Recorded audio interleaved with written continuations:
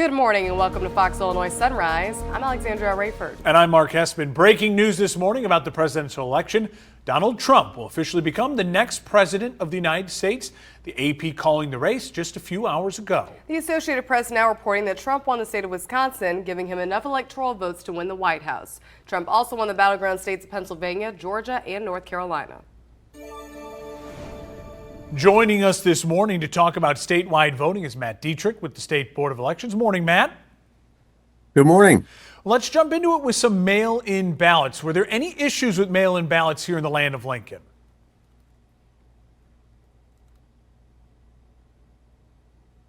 From people calling in asking about, can I still get a mail-in ballot?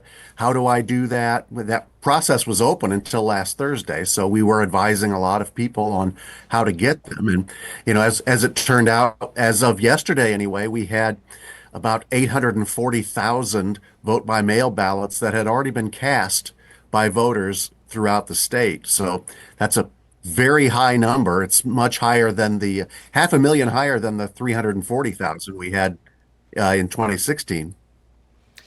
Matt, I also want to talk to you about voter intimidation or any sort of issues at the polls. Do we know of anything this morning across Illinois as far as intimidation or people feeling having issues with the law and run-ins at the polls? Well, we had seen, during early voting, we did have a couple of incidents. You had one in the Chicago area that resulted in an arrest. You had another in Champaign County during early voting. So, and based on some of the calls that we had fielded just from voters, we thought that there might be a problem, especially with voters confronting election judges over the rule that you can't wear any type of campaign electioneering apparel within 100 feet of the polling place. But as it turned out, we didn't get reports yesterday of any problems of that nature. So that was encouraging. Now, Matt, peel back the curtain a little bit for our viewers. How does the board actually ensure all the votes get counted overnight? Well, one thing that viewers need to understand is that the Illinois State Board of Elections right now, we don't have any data from the election. We will not even start getting numbers from the local election authorities until 2 weeks from today. That's when we begin the statewide canvass. That's when the 108 local election authorities transmit their results to us, and our staff helps them. They check their work to make sure that everything is accounted for properly. And then on December 2nd, our board will certify the ballot, certify the vote, and that's when we release the official figure. That's when we'll have the official turnout, the official numbers. So we don't handle any numbers up until 2 weeks from today. So right now, it's all in the hands of local election authorities who are continuing to accept a little over 400,000 vote-by-mail ballots that we know are still out there in the hands of voters. So the election is still very much active, and I think if you have extremely close races right now, you may see those becoming not so close as these outstanding vote-by-mail ballots continue to flow in. Matt Dietrich with the State Board of Elections. Thank you so much for joining us this morning, Matt. Thank you for having me. And turning now to a local election where residents in Macon County voted on who will be the next coroner. Ballots started rolling in last night and the results are in that Republican Mike Burkham will take on the position as the next Macon County coroner. Burkham ended the race with a 20% lead over Democrat Tiffany Hall with 26,372 votes. Burkham said he has a good relationship with the community and believes he will be a great fit for the position. And turning now to the race for the Sangamon County State's Attorney. Democrat Kimberly Talkin went up against incumbent John Millhiser, and Millhiser will stay in the position, winning the race with 61% of the vote. And now looking at the race for Sangamon County Circuit Clerk, Republican Joe Resch keeping his seat with 61% of the vote. He went up against Democrat Jawanda Barrage.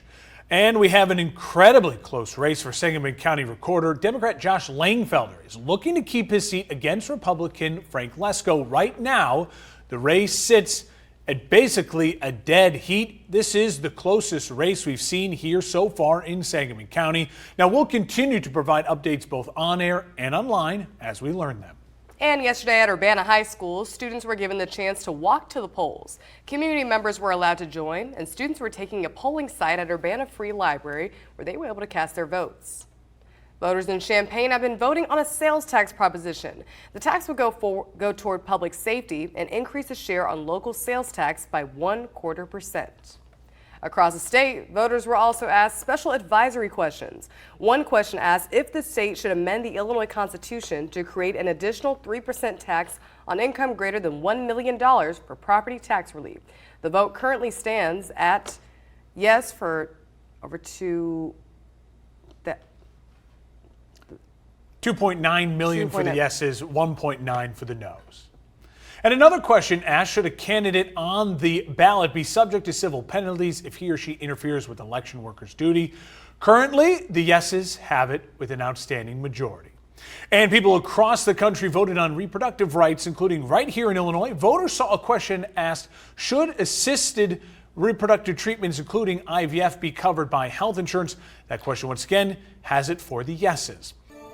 Thank you, Matt.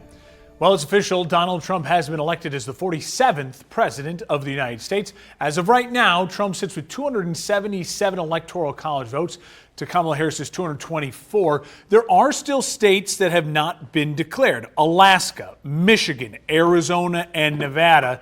No matter what happens with those states, President-elect Trump has hit that 270-plus mark. So he will be the president-elect and be inaugurated in January 2025.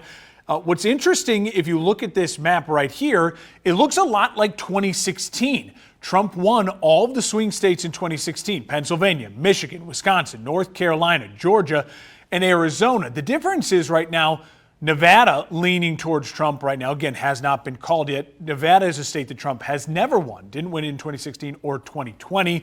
Michigan still waiting for the official declaration on that state as well.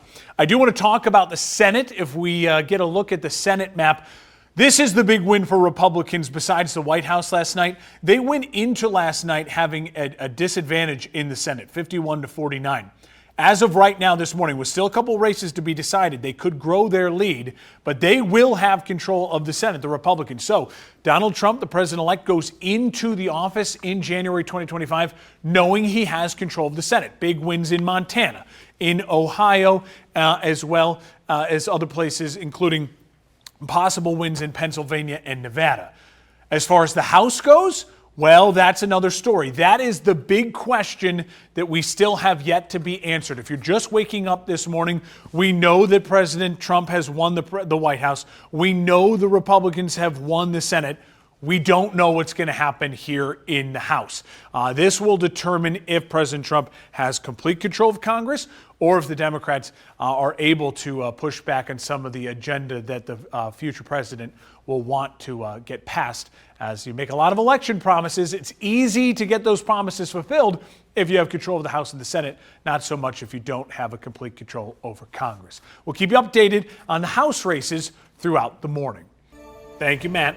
Turning now to some local elections, incumbent Nikki Budzinski successfully held on to her seat against challenger Joshua Lloyd. The district serves parts of 4 different counties from Macoupin to Champaign. The congresswoman released a statement saying in part, quote, 2 years ago, voters in central and southern Illinois placed their faith in me to Congress and work across the aisle to get things done for our communities. I'm so honored that my constituents have seen my record of results and given me the opportunity to keep fighting for them, end quote. You can read her full statement on foxillinois.com. And in District 12, Republican incumbent Mike Bost held on to his seat against Democrat Brian Roberts. District 12 serves the areas around Coles, Cumberland, and Effingham County. Right now, Bost has about 75% of the vote. And we also have the ballot results on the referendum in Iroquois County that asked residents if they would support efforts to separate from Cook County. Our Monique Davis brings us the details in the final count. The results are in, and residents in Iroquois County have voted yes to separate from Cook County with a total of 6,800 votes. Iroquois County officials said they are heavily dissatisfied with the state and how residents in rural areas are treated. A few weeks ago, I spoke with political science expert Kent Redfield, and he told me splitting the state from Cook County would have an economic impact on all residents because a majority of the taxes collected, jobs, and economic activity happens in the Chicago area. This referendum is non-binding, meaning that no action will be taken because of the vote. It simply gives the voter a chance to weigh in on the issue. Reporting in Macon County, I'm Monique Davis. Back to you. Thank you, Monique. You can find more information about the referendum over on our website, News Channel 20, foxillinois.com. And a look at the Champaign Auditor's race. Democrat George Danos taking on Republican Alan Anderson. You can see that race currently sits at 57% for Danos. And the Champaign County potentially looking to get rid of the position altogether. Voters were asked about ending the positive effect to set the position effective in December 1st. You can see where that question stands here now, with about 29,000 to 19,000 for the no's. Also in Champaign County, voters deciding on increasing sales tax by 0.25%. The money raised would be used for public safety services, but the no's have that one as well. Only a percentage of total votes have been counted in Champaign County so far. And of course, we'll continue to bring you updated results for the county as they become available. Follow us both on air and online at foxillinois.com. Don't miss a video. Subscribe to our YouTube channel today for more Central Illinois news.